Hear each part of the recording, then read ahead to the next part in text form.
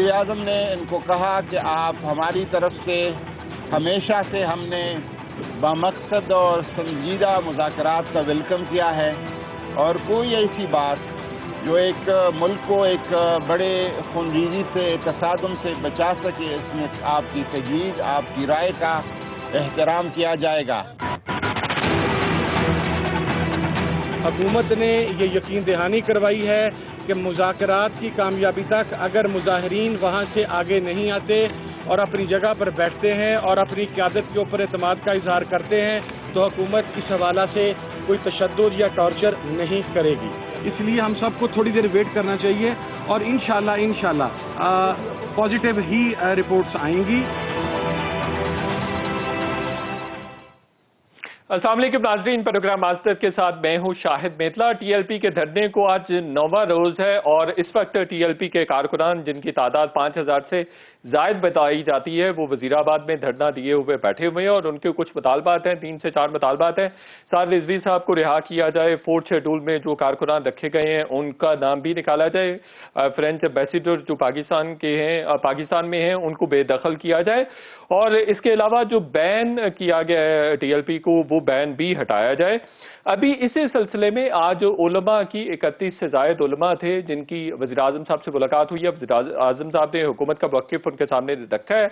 उनका कहना यह है कि रियासत किसी भी तरह से इन मुजाहिरीन के सामने सरेंडर नहीं करेगी। अगर कल को कोई दूसरे लोग भी आते हैं वो भी इसी तरह के मुतालबात करेंगे तो ये मुतालबात हमारे डायरेक्ट खारजा पॉलिसी पर भी असर अंदाज होते हैं। ताहम 2-3 चीज़ें इन मुज़ाकरात के बाद तय पाई हैं। एक तो ये है कि हुकूमत तशद्दुद नहीं करेगी अगर धरने के मुजाहिरीन वहीं पर अपनी जगह पर बैठे हैं और आगे पेशकदमी नहीं करते हैं। लेकिन साद रिजवी साहब का स्टेटमेंट इस हवाले से भी सामने आ रहा है। वो कह रहे हैं कि कुछ लोग पीछे से, खासतौर पर पुलिस, उनको आगे मुजाहिरीन को धकेलने की कोशिश कर रही है, पीछे से मारा जा रहा है और कुछ इस तरह की बातें साद रिजवी साहब और उनकी जमात की जानिब से सामने आ रही हैं। दूसरा, हुकूमत की जानिब से एक मरतबा फिर ये वाज़ेह किया गया है कि साद रिजवी साहब को रिहा नहीं किया जा सकता।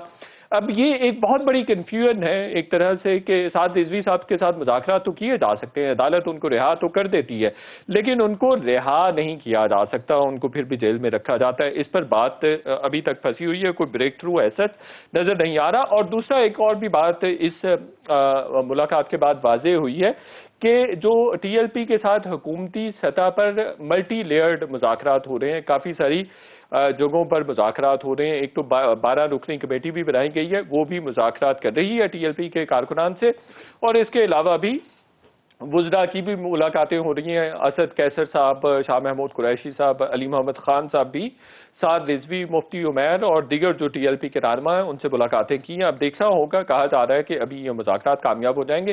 फिर भारत के हवाले से भी इल्ज़ाम लगाया गया कि टीएलपी को वहाँ से फंडिंग हो रही है, इस पर फिर बात करेंगे। जो भी हुकूमत के खिलाफ एहतजाज करते हैं उस पर भारत की जानिब से इमदाद का इल्ज़ाम क्यों लगा दिया जाता है। फिर एक और भी अहम बात हुई फवाद चौधरी और ताहिर अशरफी पर भी उलमा ने एतराज़ किया। फवाद चौधरी साहब के बयानात बहुत ही ज़्यादा हार्श हैं, सख्त हैं और उन्होंने कहा है कि उनको किसी भी मुलाकात और मुज़ाकराती टीम का हिस्सा नहीं होना चाहिए। एक तो इस टॉपिक पर बात करेंगे और दूसरा बड़ा इंटरेस्टिंग और बड़ा हॉट टॉपिक रहा है पिछले दिनों DGISI की नोटिफिकेशन के हवाले से और उनकी तैनाती के हवाले से। अब बज़ाहिर तो मसला हल हो गया लेकिन समझदार दानिश्वर लोग कहते हैं कि ये मसला हल नहीं हुआ बल्कि ये खराब हो गया और मजीद खराबी की जानिब जाएगा। और फिर वज़ीर आज़म साहब की जानिब से खालिद बिन वलीद को हटाने का एक हवाला दिया जाना, फौज ने इसको किस तरह से लिया है और क्या सिविल मिलिट्री रिलेशंस अभी भी सेम पेज पर हैं, 1 पेज पर हैं, इस पर बात करेंगे। लॉन्ग मार्च और बलोचिस्तान हुकूमत की तब्दीली का किसी तरह से ताल्लुक ये सिविल मिलिट्री रिलेशन से तो नहीं है, इस पर भी बात करेंगे। आज बहुत ही वेल एस्टीम्ड और वेल एक्नॉलेज्ड पैनलिस्ट ने मुझे ज्वाइन किया। मुजीबुर रहमान शामी साहब, सीनियर सहाफ़ी तज्ज़ियाकार हमारे साथ मौजूद है। मज़हर अब्बास साहब, सीनियर सहाफ़ी तज्ज़ियाकार, हमें ज्वाइन कर रहे हैं। नईम खालिद लोधी साहब, लेफ्टिनेंट जनरल रिटायर्ड हैं और सीनियर तज्ज़ियाकार हैं। बहुत शुक्रिया आप तीनों के वक्त का। सबसे पहले मुजीबुर रहमान शामी साहब, मैं आपसे शुरू करना चाह रहा हूँ। हुकूमत का मौक़िफ़ है कि रियासत सरेंडर नहीं कर सकती टीएलपी के हवाले से, आप इस मौक़िफ़ को दुरुस्त मानते हैं?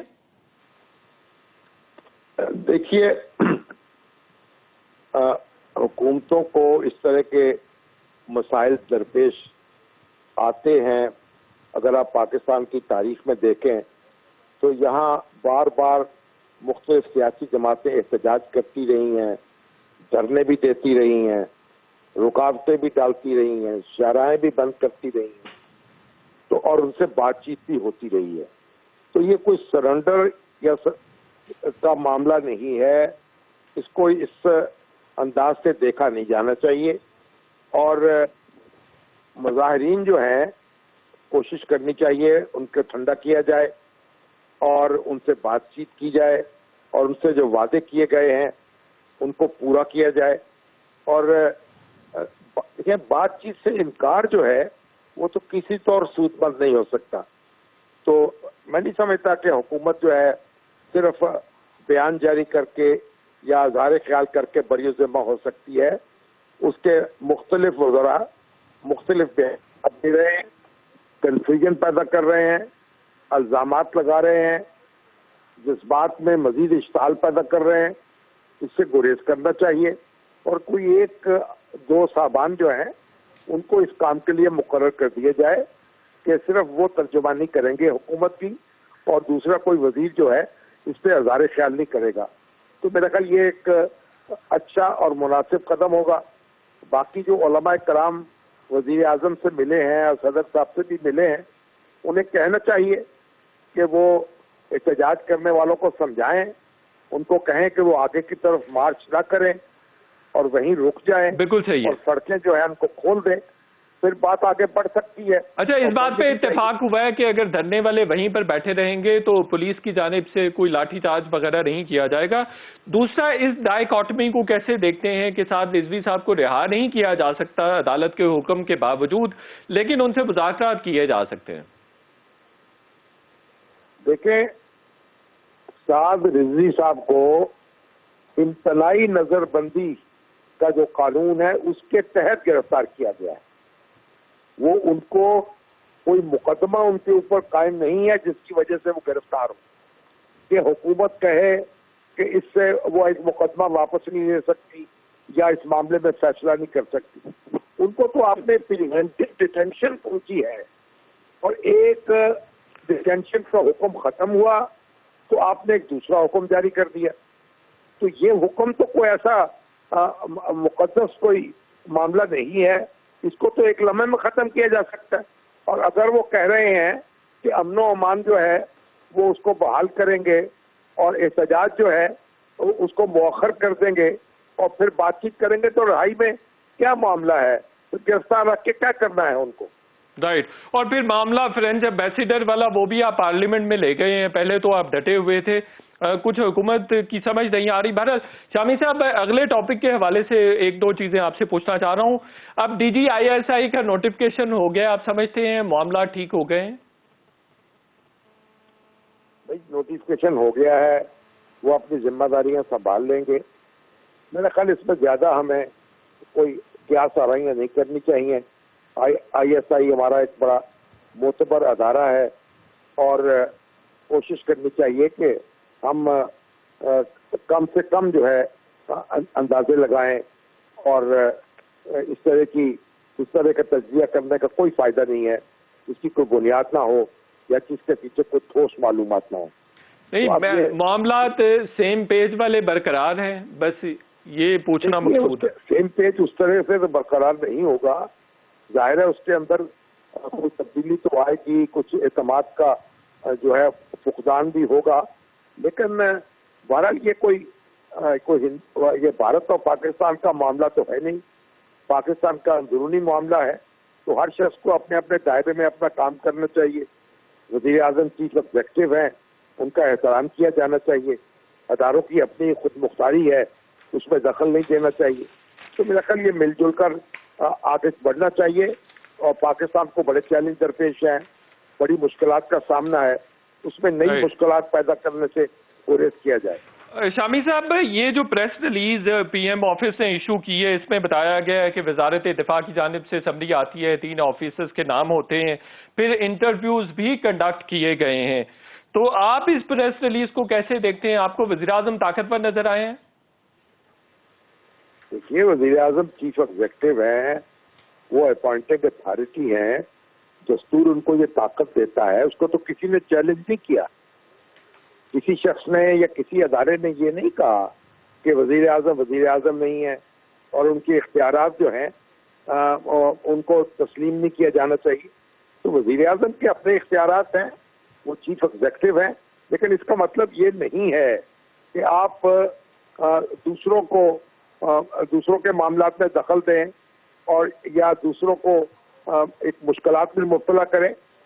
جو چیف ایگزیکٹو ہے اس کو اپنا کردار ذمہ دارانہ ادا کرنا چاہیے اور اس کا احترام بھی کرنا چاہیے.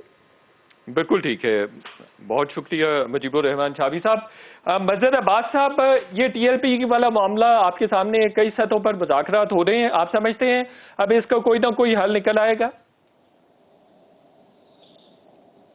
دیکھیے حل تو نکل آئے گا, اس میں تو کوئی وہ مسئلہ نہیں ہے. مسئلہ یہ کہ اتنا بڑا جو ایشو کھڑا ہوا اور اب بھی دیکھیں کئی سطح پر مذاکرات ہو رہے ہیں, تو مجھے نہیں سمجھ میں آ رہا تھا کہ کئی سطح پہ مذاکرات کیوں ہو رہے ہیں. ایک ہی سطح پہ مذاکرات ہونی چاہیے, ایک ٹیم ہونی چاہیے, اس کو مینڈیٹ حاصل ہونا چاہیے گورنمنٹ کا کہ یہ چیزیں ہیں, یہ گرے ایریاز ہیں, یہاں یہ چیزیں ہو سکتی ہیں, چیزیں نہیں ہو سکتی ہیں, اس بنیاد پہ جا کے مذاکرات کریں. اور جیسے شامی صاحب کہہ رہے تھے کہ سعد رضوی صاحب پر تو مقدمہ نہیں ہے ان کے پاس, تو اس کو تو ایک ہوم ڈپارٹمنٹ کے اسٹیٹمنٹ کے بعد ان کو رہا کر دینا چاہیے. انٹل انلیس آپ نے جو پنجاب حکومت نے جو رپورٹ درج کرائی ہے سپریم کورٹ میں, وہ جس میں انہوں نے سعد رضوی صاحب کو بھی دکھایا ہے کہ جی کہاں انڈین کنیکشن وغیرہ, تو پہلے تو وہ رپورٹ سپریم کورٹ سے ودرا کرے پنجاب گورنمنٹ اگر کر سکتی ہے.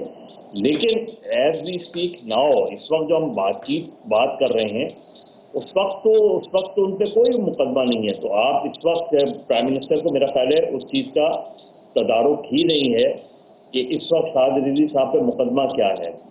سعد رضوی صاحب نظر بند ہیں ایم پی او کے تحت. ایم پی او ایک ہوم ڈپارٹمنٹ پنجاب کے نوٹیفیکیشن سے ابھی وہ اگر چاہیں تو ابھی رہا ہو سکتے ہیں. اگر وہ ابھی نوٹیفیکیشن ودرا کر لیں, سعد رضوی صاحب رہا ہو جائیں گے, کیونکہ ان پہ کوئی ایسا انٹل انلیس کوئی اور, کیونکہ اگر کوئی اور مقدمہ ہوتا تو اس مقدمے میں انہیں بند کیا جاتا. تو ان پہ اگر کوئی مقدمہ نہیں ہے ان کو رہا کر دیں, انہیں سے نیگوشیٹ کر لیں آپس میں. فرینچ ایمبیسیڈر کے بارے میں گورنمنٹ آف پاکستان نے اپنی پوزیشن بڑی واضح کر دی ہے اس میں. لیکن مظہر عباس صاحب وہ معاملہ پارلیمنٹ میں لے کر چلے گئے ہیں, تو پھر اتنے دن بعد ضد کیوں رہے ہیں, مہینوں لٹکایا کیوں اس معاملے کو؟ پارلیمنٹ میں ٹیک اپ کرنا چاہیے تھا. دیکھیے اس میں بالکل یہ بات گورنمنٹ کی اپنی جگہ ٹھیک ہے کہ اس میں سینسٹیوٹی اتنی ہے کہ اگر فرض کریں آپ فرینچ ایمبیسیڈر کو نکال دیتے ہیں, ایکسپیل کر دیتے ہیں, تو اس کے جو کانسیکوینسز ہیں اس سے وزیر اعظم نے علماء کرام کو بھی آگاہ کیا کہ اور اس کے بڑے سیریس کانسیکوینسز ہو سکتے ہیں, اور یہ اتنا آسان فیصلہ نہیں ہے اس ریاست پاکستان کے لیے. تو میرا خیال ہے لیکن اگر آپ سعد رضوی صاحب کو رہا کر دیں تو عین ممکن ہے کہ وہ اس مطالبے سے دستبردار ہو جائیں یا اس کو مؤخر کر دیں. بالکل. لیکن اسی طریقے سے اصل چیز پھر گورنمنٹ کے اوپر کیا آئے گی, گورنمنٹ پہ آئے گی کہ آپ کے جو لوگ مارے گئے ہیں, پولیس والے جو مارے گئے ہیں, ان کی ایف آئی آر کیا ہوگی. تو اسی لیے یہ چیزیں ہم نے دیکھی ہیں کہ پولیس کیوں ہمارا سب سے کمزور ترین وہ رہ گیا ہے. اس لیے جو وہ کہتے ہیں کہ کل ہم مارے بھی جاتے ہیں, ہم لوگوں کو ایک وقت میں پکڑتے ہیں, آپ ہمیں پکڑنے کا حکم دیتے ہیں, وہی لوگ جب رہا ہوتے ہیں تو سب سے زیادہ پولیس فورس اس لیے ڈیمورلائز ہے, امبیرس ہے. میرا خیال ہے گورنمنٹ کے اندر کلیئرٹی آنی چاہیے, ایک مذاکراتی ٹیم ہونی چاہیے. بالکل ٹھیک ہے. وہ تو جب تک وہ نہیں کریں گے آپ, یہ اس طرح لنگر آن کرے گا. اور ایک چیز آخر میں شاید ٹی ایل پی کے پاس ماس فالوئنگ ہے. T L P T T P نہیں ہے, ٹی ایل پی القاعدہ نہیں ہے, ٹی ایل پی تحریک طالبان نہیں ہے یا داعش نہیں ہے. ٹی ایل پی کے پاس ایک ماس فالوئنگ ہے, وہ الیکٹورل پارٹی بھی ہے. بالکل ٹھیک ہے. پچھلے الیکشن بھی لیے, لہٰذا ان کو ٹیکل کرنا اور ان کو اسی کیٹیگری میں رکھنا میرا خیال درست نہیں ہوگا. اس سوچ کو بدلنا چاہیے. بالکل ٹھیک ہے. جنرل لودھی صاحب, ایک تو آپ کیسے ٹی ایل پی کے مطالبات کو دیکھتے ہیں, اور دوسرا یہ ڈائیکاٹمی گورنمنٹ کے حوالے سے ان کے اینڈ پر کہ ایک تو فرینچ ایمبیسیڈر کے حوالے سے مسلسل ایک بڑا اسٹبن اسٹانس رہا ہے, اور شاید وہ پرنسپل بھی تھا, لیکن اب بتایا جا رہا ہے, کل بلکہ فواد چودھری صاحب نے بھی بتایا کہ اس کو پارلیمنٹ میں لے کر جا رہے ہیں اس معاملے کو, تو پھر اتنی تاخیر کرنے کی کیا ضرورت ہے؟ دیکھیں جو تاخیر ہو گئی وہ تو ہو گئی. اصل میں جو 2-3 باتیں میرے خیال بڑی اہم ہے. ایک تو یہ کہ یہ لفظ سرنڈر کا استعمال ہے، یہ تو ایسے لگتا ہے کہ جیسے کوئی جنگی ماحول ہے، اس میں ایک سائڈ نے سرنڈر کرنا ہے. میرے خیال اس قسم کے الفاظ کے استعمال سے پرہیز کرنا چاہیے. آپ جائز مطالبات اور ناجائز مطالبات کی بات کر سکتے ہیں. جائز مطالبات مانے جا سکتے ہیں، ناجائز مطالبات نہیں مانے جا سکتے، اس کی بات چیت ہو سکتی ہے. مظہر عباس صاحب سے میں بالکل ٹوٹلی ایگری کرتا ہوں کہ یہ ایک بے شک اسلامی جماعت ہے اور سیاسی ان کا جو ہے نا اورینٹیشن ہے. یہ کوئی ملیٹنٹ جماعت نہیں ہے. اگر اس کے اندر کوئی ایسے لوگ شامل تھے جنہوں نے یہ فائرنگ کی، یہ ایک الگ معاملہ ہے، اس کو الگ طریقے سے ڈیل کرنا چاہیے. البتہ جو آپ کہہ رہے ہیں ویڈیوز وغیرہ اویلیبل نہیں ہے، کوئی ایویڈنسز اویلیبل نہیں ہے، ایسے الرج کیا جا رہا ہے غیر ضروری طور پر. نہیں، کیا جو لوگ مطلب جو شہید ہوئے ہیں، جو شوٹنگ وغیرہ کی گئی ہے. اچھا، تو وہ ٹھیک ہے، کس نے کی آپ کا یہ مطلب ہے؟ نہیں، وہ ٹی ایل پی والے کہہ رہے ہیں ہم نے نہیں کی، اگر کی ہے تو اس کی کوئی ایویڈنسز تو ہوں گی نا. جی ٹھیک ہے، وہ صحیح کہہ رہے ہیں، اس میں ان کو یہ بات، لیکن جس جائے وقوع اور جس طریقے سے ہوا ہے اس کی انویسٹیگیشن تو ہو سکتی ہے. اس بات کو تو خیر انویسٹیگیٹ کرنے کی ضرورت ہے.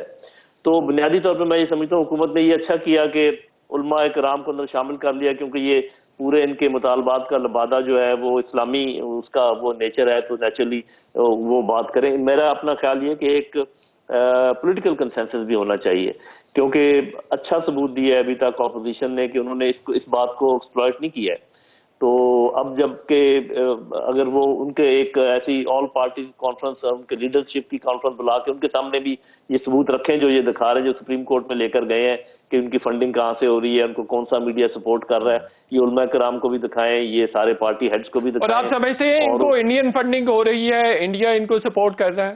جی دیکھیں، میں تو نہیں کہہ سکتا کہ میں سمجھتا ہوں یا نہیں سمجھتا ہوں، میرے سامنے تو کوئی پروف ہے نہیں، لیکن میں کیوں اپنی حکومت کے کو بات کو نہ مانوں؟ اگر وہ کہہ رہے ہیں یہ ہوئی ہے تو مجھے کیا ضرورت ہے کہنے کی جی نہیں ہوئی ہے، کیونکہ میرے پاس تو کوئی اپنی بات کو وہ سپورٹ کرنے کی کوئی ضرورت نہیں ہے. تو لودھی صاحب اگر ہوئی ہے اور حکومت یہ کہہ رہی ہے کہ ہوئی ہے تو پھر تو حکومت کو ان کے ساتھ مذاکرات بھی نہیں کرنے چاہیے. نہیں، ایسی بات نہیں ہے. اس کی وجہ یہ ہے کہ یہ کوئی ایک سنگل اینٹی نہیں ہے. اس کے اندر سب سے بڑی بات بہت زیادہ نوجوان ایسے شامل ہیں جو حضور صلی اللہ علیہ وسلم کی محبت کے سرشار ایک نعرے کے اوپر آگے چلے ہوئے ہیں. ان کا تو کوئی تعلق نہیں ہوگا فنڈنگ کے ساتھ. اسی طریقے سے بہت سارے لوگ ایسے ہوں گے جو اس کو جینن بات سمجھ کر آگے چل رہے ہوں گے، لیکن اندر ایسے لوگ بھی ہوں گے جن کے لنکس ہوں گے. تو ساری کی ساری تو ہم اس کو اٹیچ نہیں کر سکتے نا اس کے ساتھ. البتہ یہ ضرور ہے کہ ایک یکسوئی ہونی چاہیے حکومت کے بیانات میں، یہ بہت ضروری ہے کیونکہ سینسٹیو معاملہ ہے. اس میں یہ نہیں ہونا چاہیے کہ جو جس کے جی میں آئے وہ کہے. یہ اس کو ٹیکل ذرا طریقے سے کرنا پڑے گا، طریقے سے کرنا چاہیے. اسی نوٹ پہ ایک چھوٹا سا بریک لیں گے اور بریک کے بعد جب واپس آئیں گے تو D G I S I کے نوٹیفکیشن کے حوالے سے اور اس میں جو تاخیر ہوئی ہے اس پر بات کریں گے. چھوٹا سا بریک لیتے ہیں.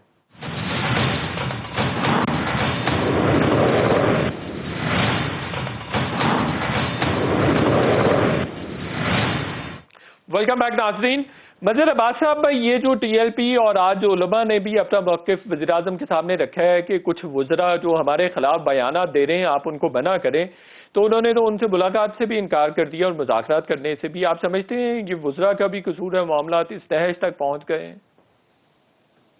جی بالکل ہے. دیکھیے، جب آپ دیکھیے دو چیزیں ہیں. جب کل قومی سلامتی کی کمیٹی کا اجلاس ہوا اس کے بعد آ کے آپ نے یہ کہا کہ جی دو چیزوں پہ فیصلہ ہو گیا کہ وہ نہیں مانی جائیں گی. ایک اول تو یہ کہ جب آپ کو پتا تھا کہ آپ نے اس کمیٹی سے تحریک لبیک والوں سے مذاکرات کرنے ہیں تو ایک پبلک اسٹیٹمنٹ دینے کی کیا ضرورت تھی کہ یہ نہیں کیا جائے گا. ہر صورت میں آپ سیدھے سے کہتے کہ جو ہے وہ کسی بھی طریقے سے طاقت کا استعمال وہ نہیں ہوگا یا کسی کو امن و امان، ایک جنرل اسٹیٹمنٹ دیتے.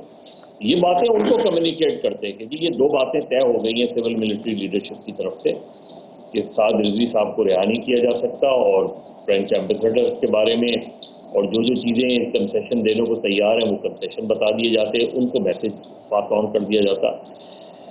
جب یہ دو وزراء وزیر داخلہ ایک پریس کانفرنس کرتے ہیں، ایک بات چیت کرتے ہیں، ایک بیان دیتے ہیں اور وزیر اطلاعات دوسرا بیان دیتے ہیں، دونوں بیان میں کانٹرڈکشن بھی نظر آتی ہے. پھر اور وزراء بیٹھ کے ٹی وی ٹاک شوز میں اپنی اپنی باتیں کرتے ہیں. تو اس سے ہوتا یہ ہے کہ कोई बात, जिस तरह फैसल वाडा साहब ने एक बात कर दी थी, फिर इसी तरह कुछ और कोई बुजुर्ग दूसरी बात कर देता है, तो क्लैरिटी नहीं होती। एक इशू आपके सामने है, उस इशू पे एक स्पोक्समैन होना चाहिए। Prime minister should have appointed या तो इंटीरियर मिनिस्टर या इंफॉर्मेशन मिनिस्टर कि जी आपके अलावा कोई वजीर इस हवाले से ब्रीफिंग नहीं देगा, खत्म हो गई, फुल स्टॉप। इन मामलात में हमेशा यही होता है। बिल्कुल सही है, लेकिन उन्होंने फवाद चौधरी साहब को नॉमिनेट तो कर दिया है, बट वो तो फवाद चौधरी साहब के साथ बैठने के लिए तैयार नहीं है। फवाद चौधरी साहब अपनी मर्जी से बयान देते हैं क्या? यही मैं अब आपसे बात कह रहा हूँ ना कि फिर आप क्लियर हो ना, क्लैरिटी नहीं नजर आ रही ना गवर्नमेंट में। आप मुझे बताएं मैं किसके स्टेटमेंट को मानूं? बिल्कुल मैं इंफॉर्मेशन मिनिस्टर के स्टेटमेंट को मानूं, मैं इंटीरियर मिनिस्टर के स्टेटमेंट को मानूं? और ये जो इंडियन फंडिंग और इमदाद की इल्जाम लगाई जा रही है, ये इसको कैसे देखते हैं? देखिए, जो हिस्ट्री है हमारी, वो अनफॉर्चुनेटली इंडियन फंडिंग के हवाले से हमने देखा है कि जिन पे इंडियन फंडिंग के इल्जाम लगाए गए, बाद में वो वजीर भी बने, ऊपर लेवल तक गए, वजीर दाखिला भी बने, वजीर दिफा भी बने। उन सारे आप पूरी एक हिस्ट्री उठा लें पाकिस्तान की, तो अगर फैक्ट्स होते हैं, आज तक मैंने इस हवाले से मुकदमात चलते नहीं देखे। मैंने नहीं देखा इस स्पाइंग एजेंट्स के एक्विजिशन बहुत सीरियस लगती हैं, हथियार भी बरामद होते हैं, टेलीफोन ये भी कहा जाता है कि टेलीफोन वो सारे, लेकिन सही मानों में ऐसे किसी उसमें मुकदमा चल के इस ग्राउंड पे सजाएं होते हैं तो मैंने नहीं देखी। तो मुझे नहीं पता कि ऐसे क्या शवाहिद हैं, अगर तो उन शवाहिद की बुनियाद पे आप क्या मुकदमा बनाएंगे। लेकिन जो हिस्ट्री रही है वो हमारे यहाँ एक्विजिशन ज़्यादा रही हैं, एविडेंस कम रहे हैं। बिल्कुल सही है। जनरल लोधी साहब, DGISI का नोटिफिकेशन हो गया, मामला सारे दुरुस्त हो गए हैं और खालिद बिन वलीद के हवाले से वज़ीर आज़म ने एक रेफरेंस भी दिया था। आर्मी में इस रेफरेंस को कैसे लिया गया? मेरा ख्याल है कि आर्मी के साथ अभी मेरा कुछ ज़्यादा टच तो नहीं है, लेकिन मेरा अपना अंदाज़ा ये है कि कोई ख़ास उस पर रद्द-ए-अमल नहीं हुआ होगा और ना ही उसकी ज़रूरत है। वो एक इस्लामी मौका था जिस पर वो बात कर रहे थे। बाकी जहाँ तक वो नोटिफिकेशन का ताल्लुक है, मेरे ख्याल वो हल हो गया। शामी साहब ठीक कह रहे थे, वज़ीर आज़म चीफ एग्जेक्टिव हैं, उन्होंने अपना इस्तेहकाक इस्तेमाल किया और उन्होंने वो इस्तेहकाक जो बनता था आर्मी चीफ का, उसको भी ऑनर किया। उन्होंने जिस जनरल को रिकमेंड किया, उन्होंने उसी को अपॉइंट किया। तो अगर कोई थी बात तो मेरा ख्याल डेट्स के बारे में थी कि कब से ये वो अपना ओहदा संभाल लें। और मेरा ख्याल है वज़ीर आज़म ये चाह रहे थे कि चूंकि ये अफगानिस्तान का मामला अभी चल रहा है, उधर से अमेरिका के साथ ताल्लुकात का मामला है, सऊदी अरब की विजिट थी, अफगानिस्तान की विजिट भी थी जो फॉरेन मिनिस्टर ने करनी थी, इन सब चीज़ों को पेश नज़र शायद उनका ये ख्याल हो कि इसको 15 दिन 1 महीना आगे कर दें। उस पर कोई बातचीत हुई, बातचीत में सेटल होगी और मामला ठीक हो गया। तो मेरा ख्याल है ये राई का पहाड़ बनाया गया है। इतने बात ज़रूर थी, ये नहीं मैं कहता कि कोई बात नहीं थी, बात ज़रूर थी। और मेरा ख्याल है कि तारीख ऑफ अज्यूमिंग दी अपॉइंटमेंट के बारे में थी, तो वो ठीक होगी। और दोनों ने अपना अपना इस्तेहकाक जो है ना इस्तेमाल कर लिया। चीफ एग्जेक्टिव गैर जरूरी ताखीर की गई, इसकी कोई ज़रूरत नहीं थी। आर्मी के जो रैंक्स एंड फाइल वो भी डिस्टर्ब हो गए। ये बात दुरुस्त है।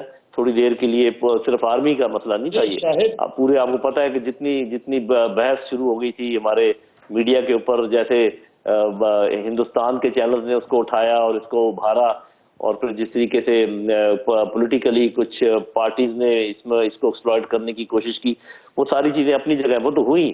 अगर ये डिले ना होता तो ये तमाम चीजें ना हो पाती। उसका नुकसान तो हुआ, लेकिन ये एक अल्टीमेटली वो सेटल जी मजहर भाई, अभी कोई प्रॉब्लम जी मजहर भाई जी आप कमेंट करना चाह रहे हैं जी?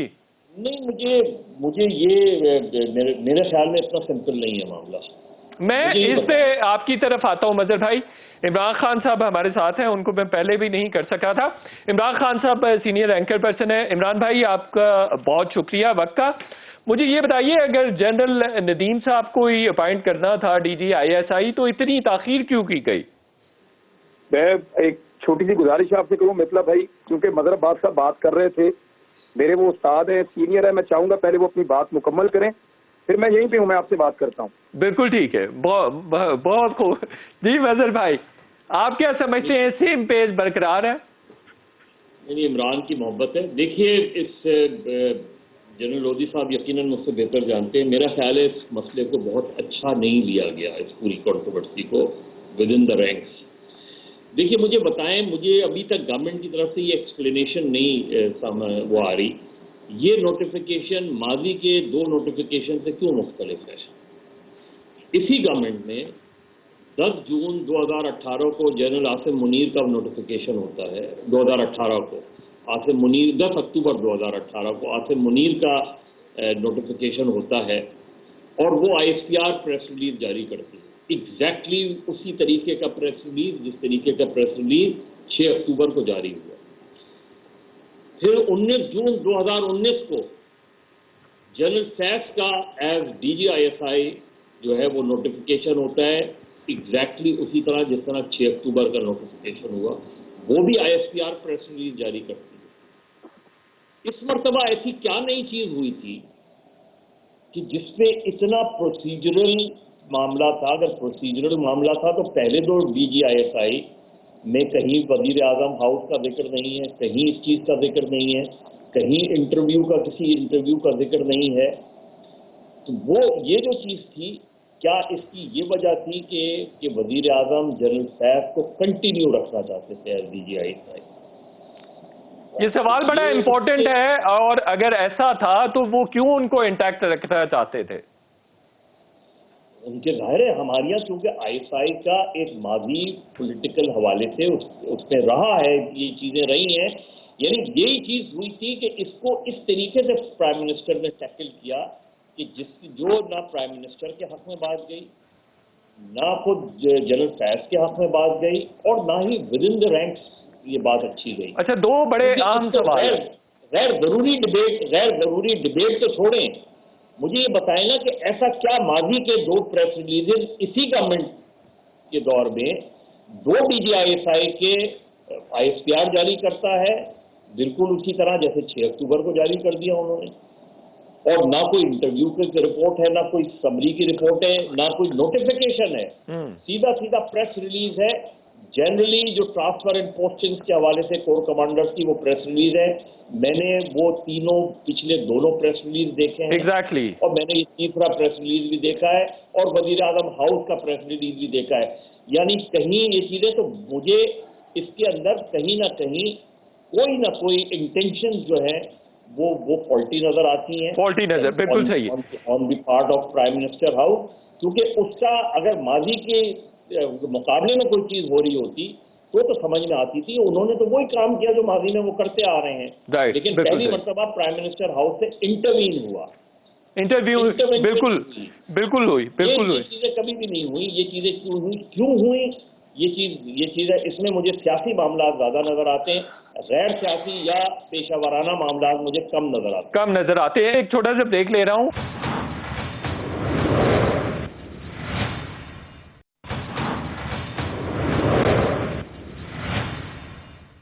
वेलकम बैक नाज़रीन। सिविल मिलिट्री ताल्लुकात DGISI के नोटिफिकेशन के बाद मामूल पर आ गए हैं, इस पर बात कर रहे हैं। इमरान खान साहब, मजहर अब्बास साहब ने काफ़ी चीज़ें वाज़ेह की हैं। मुझे ये बताइए, जो press release prime minister office से इशू की गई है, इसके मुताबिक उन्होंने कहा है कि पूरे प्रोसेस को फॉलो किया गया है। टू सम एक्सटेंट ये इंप्रेशन देने की कोशिश की गई है कि प्राइम मिनिस्टर ने डिक्टेशन नहीं ली और प्राइम मिनिस्टर कहीं ना कहीं ताकतवर है।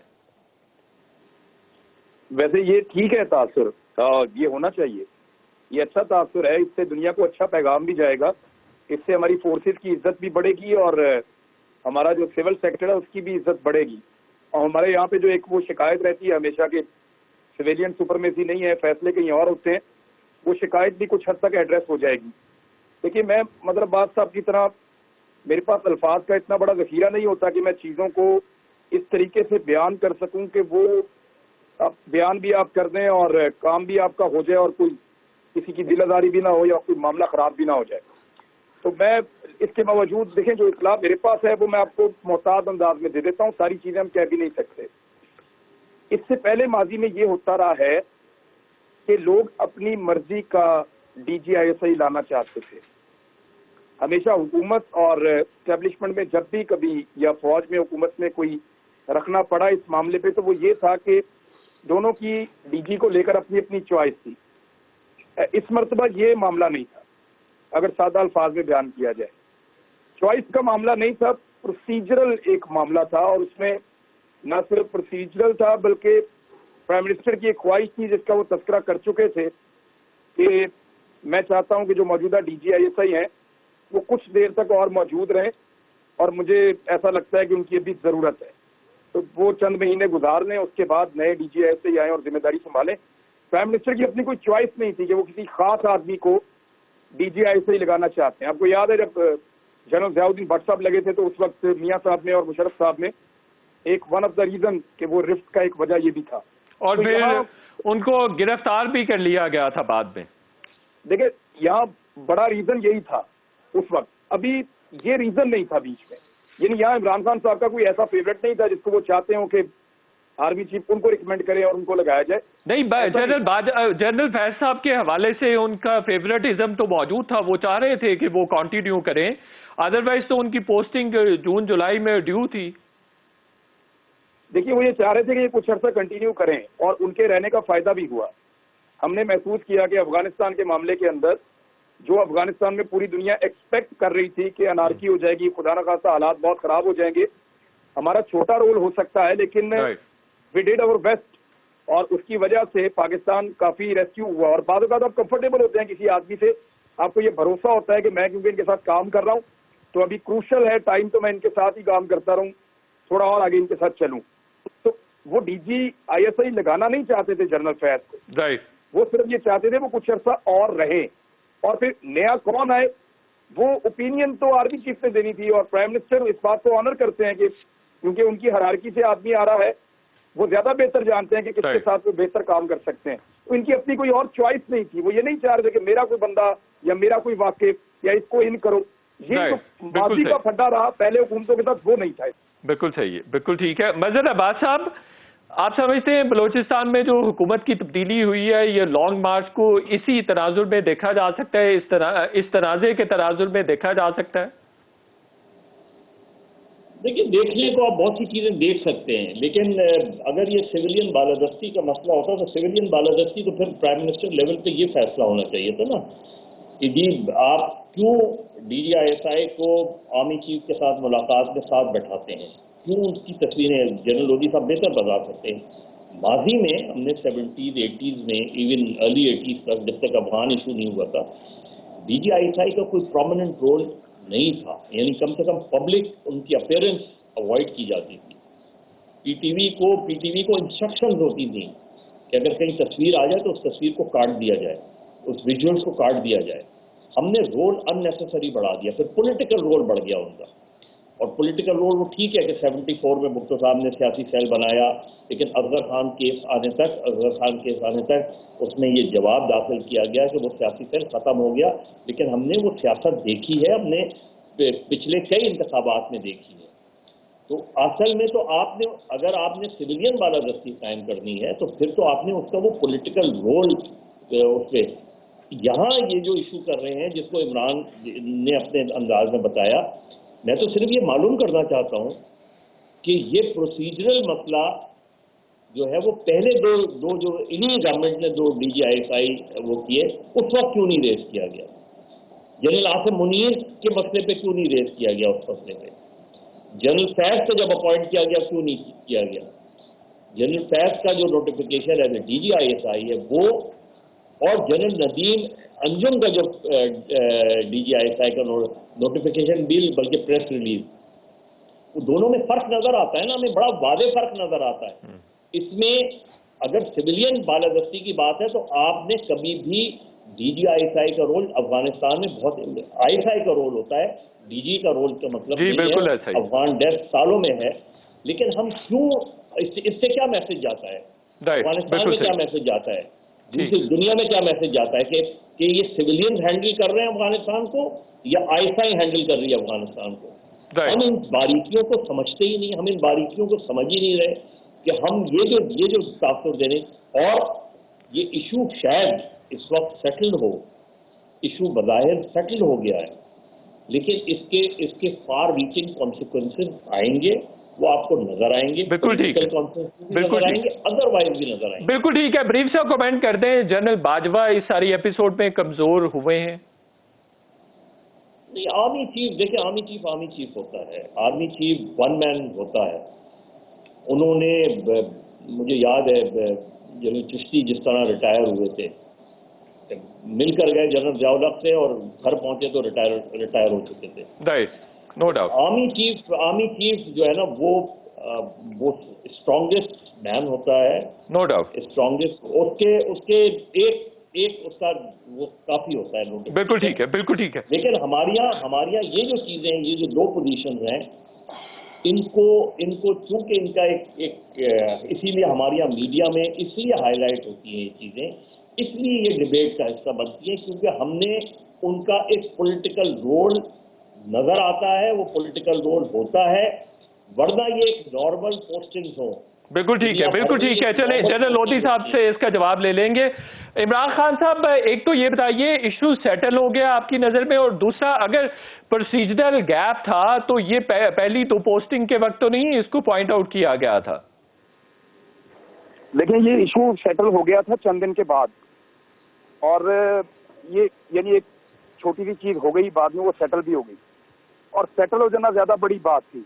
ایشو ہو جانا, دیکھیں مظہر بھائی کو پوائنٹ آؤٹ, وہ جو پوائنٹ آؤٹ کر رہے ہیں ٹھیک کر رہے ہیں, پہلے یہ کیوں نہیں ہوا 2 مرتبہ, اب یہ کیوں ہو گیا؟ تو اس طرح جو ایکسٹینشنز ہیں وہ بھی ہمیشہ ہوتی رہی پہلے, وہ اس مرتبہ وہ معاملہ بھی عدالت تک چلا گیا. تو ہر چیز کبھی نہ کبھی پوائنٹ آؤٹ بھی ہو جاتی ہے, کسی کو نظر بھی پڑتی ہے, اور ہر مرتبہ ایسا نہیں ہوتا کہ اگر کوئی چیز پہلے ایک طرح سے ہو رہی ہے تو وہ ہمیشہ ہوتی رہے گی اور کبھی کوئی پوچھے گا نہیں یا کبھی کوئی بات نہیں کرے گا. تو یہ اس طرح اس کے بارے میں کوئی بات چیت ہو گئی اس مرتبہ, ٹھیک ہے. یہ ایشو سیٹل بہت جلدی ہو گیا تھا, اور تو اب فیوچر میں ہمیں سیٹلڈ ہی نظر آئے گا, کوئی کانسیکوینسز, کوئی امپلیکیشن نظر نہیں آئے گی؟ میں نے اس کے بارے میں پہلے رپورٹ کر دیا تھا بہت پہلے کہ یہ سیٹل ہو چکا ہے. ایکچولی اس بیچ میں بہت سارے لوگوں کو یہ لگا کہ شاید نہیں ہوا, اور اس کی وجہ سے کچھ لوگوں میں بڑی انرجی بھی آئی, بڑی پازیٹیو انرجی. ان کو یہ لگ رہا تھا کہ جو ایک عمران خان صاحب کے پاس ایک طاقت ہے کہ ان کو ریسکیو کیا جاتا ہے, وہ شاید ختم ہو گئی ہے, اور اب ہمیں ریسکیو کیا جائے گا یا ہمیں وہ طاقت ملنے والی ہے, یا اداروں کے ساتھ عمران خان صاحب کی لڑائی ہو رہی ہے تو ہمیں یہ موقع مل گیا ہے کہ اداروں کو اپنے ساتھ ملا لیں یا دوبارہ سے اداروں کے ساتھ مل کے گیم کھیلیں. تو وہ ہر طرح کی سوچ جو ہے وہ انوالو ہو گئی تھی, لیکن ان سب کو مایوسی ہوئی اس وقت جب یہ سارا معاملہ الٹیمیٹلی بالکل ختم ہو گیا اور سیٹل ہو گیا. یہ وہ بہت پہلے گیا تھا, لیکن اس بیچ میں بہت سارے لوگ بے نقاب ہو گئے. یعنی میں آپ کو یہ سادہ لفظوں میں بتاؤں کہ لوگوں نے اپنی سیویاں بنا کے وہ ایک دفتر کے باہر لائن لگا کے کھڑے ہوئے تھے, ایسا لگ رہا تھا. بالکل ٹھیک ہے, بالکل ٹھیک ہے. جنرل لودھی صاحب, سی ویز لے کر لائن لگا کر کھڑے ہوئے تھے, یہ بھی پولیٹیکل رول کو انڈیکیٹ کرتا ہے, اور مظہر عباس صاحب نے تو اس کو پوائنٹ آؤٹ کر ہی دیا ہے, اس پہ کامنٹ کر دیں. جی پہلے تو وہ آپ نے چھوٹی سی ایک بات کی تھی کہ اس میں کون کمزور ہوا, تو میرا خیال ہے کہ دونوں مضبوط ہوئے. وزیر اعظم بھی مضبوط ہوا, میں جیسے پہلے کہا تھا انہوں نے اپنا استحقاق استعمال کیا, اور چیف بھی اس لیے مضبوط ہوئے کہ جس کو انہوں نے ریکمینڈ کیا تھا الٹیمیٹلی وہی بنا. اب یہ جو آپ بات کر رہے ہیں سی ویز سامنے لینے, تو وہ آپ ہمیشہ یاد رکھیے, میں کہا کرتا ہوں کہ اگر بازار میں بکاؤ مال موجود ہو تو کیا آپ صرف خریدار کو دوش دیں گے؟ ٹھیک ہے, دوش ہے اس کا, لیکن جیسے آپ خود کہہ رہے ہیں کہ سی وی لے کے لوگ چلے گئے, تو ان کے کردار کو آپ کہاں پر پلیس کریں گے؟ تو یہ صرف ایک سائڈ کو بلیم کرنا درست نہیں ہے. یہ دیکھنا چاہیے ان کرداروں کو بھی جو جب مرضی کبھی اس طرف ہو جاتے ہیں کبھی اس طرف ہو جاتے ہیں. وہ بکنے والے کہتے ہیں بھاری قیمت میں ہم بکنے کو تیار ہو جاتے ہیں, قیمت اچھی لگتی ہے. جو بھی ہے, دیکھیں وہ کہتے ہیں نا کہ mother of all institution is politics, political parties. تو اگر وہاں پر یہ مال موجود ہے تو نہ آپ کو دوش دیا جا سکتا ہے نہ مجھے دوش دیا جا سکتا ہے. مجھے جب بھی موقع ملا اور میرے پاس کچھ کرنسی ہوئی اور کوئی بکاؤ مال ہوا تو میں خرید لوں گا. بہت شکریہ جنرل نعیم خالد لودھی صاحب, مظہر عباس صاحب, مجیب الرحمان شامی صاحب, عمران خان صاحب, آپ چاروں کے وقت کا بہت بہت شکریہ. شو کا وقت ختم ہو گیا, انشاءاللہ کل پھر آپ سے ملاقات ہوگی. کل تک کے لیے اجازت, اللہ حافظ.